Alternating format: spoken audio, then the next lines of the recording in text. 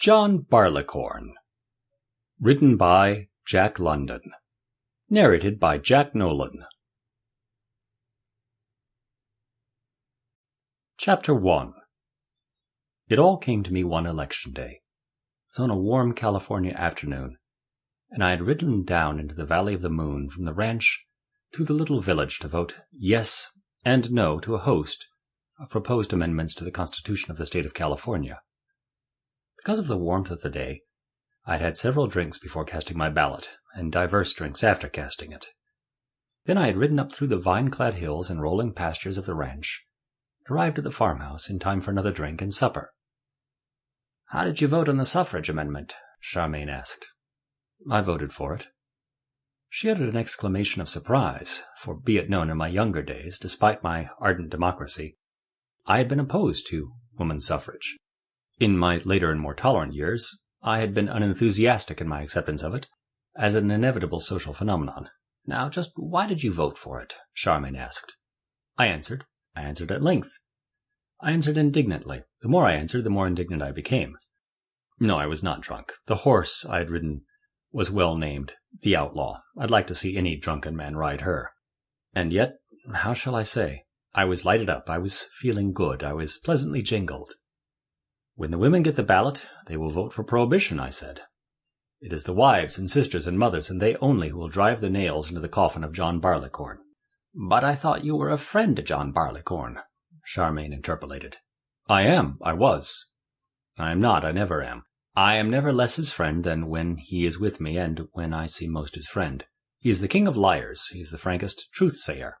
He is the august companion with whom one walks with the gods. He is also in league with the noseless one. His way leads to truth naked, and to death he gives clear vision and muddy dreams. He is the enemy of life and the teacher of wisdom beyond life's vision. He is a red-handed killer, and he slays youth. And Charmaine looked at me, and I knew she wondered where I had got it. I continued to talk. As I say, I was lighted up. In my brain, every thought was at home. Every thought in its little cell, crouched, ready-dressed at the door like prisoners at midnight, waiting a jailbreak. And every thought was a vision, bright-imaged, sharp-cut, unmistakable. My brain was illuminated by the clear white light of alcohol. John Barleycorn was on a truth-telling rampage, giving away the choicest secrets on himself, and I was his spokesman. There moved the multitudes of memories of my past life, all orderly arranged like soldiers in some vast review. It was mine to pick and choose. I was a lord of thought, the master of my vocabulary, and of the totality of my experience, unerringly capable of selecting my data and building my exposition. For so John Barleycorn tricks and lures, setting the maggots of intelligence gnawing, whispering his fatal intuitions of truth, flinging purple passages into the monotony of one's life. I outlined my life to Charmaine, and expounded the makeup of my constitution. I was no hereditary alcoholic. I had been born with no organic chemical predisposition toward alcohol. In this matter, I was normal in my generation. Alcohol was an acquired taste. It had been painfully acquired. Alcohol had been a dreadfully repugnant thing, more nauseous than any physic. Even now, I did not like the taste of it. I drank it only for its kick. And from the age of 5 to that of 25, I had not learned to care for its kick.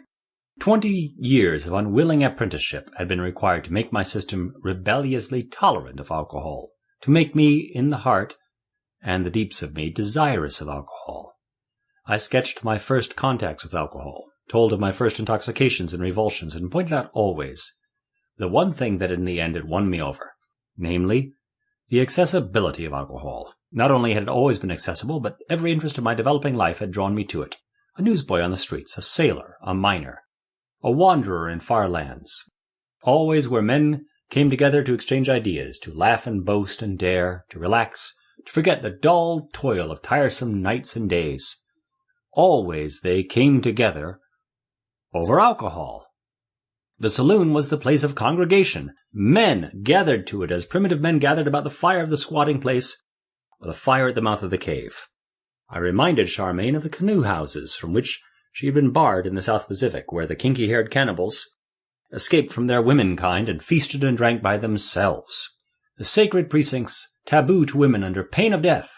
As a youth, by way of the saloon, I had escaped from the narrowness of women's influence into the wide Sample complete. Ready to continue?